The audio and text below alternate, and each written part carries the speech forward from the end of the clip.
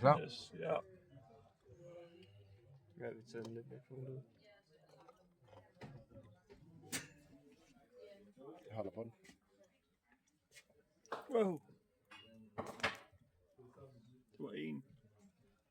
Jeg tror ikke, vi kan finde op på 4, men... Nej, det vil også være... Ja, så skulle en af os være rigtig syg. Var det noget med at holde lodkolben tæt på? Ja, det er faktisk rigtigt. Det kan jeg også prøve. Nej, men ikke.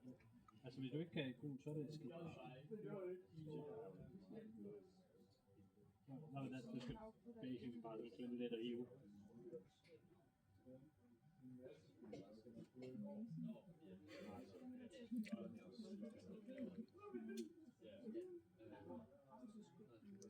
Den tager det på den anden side.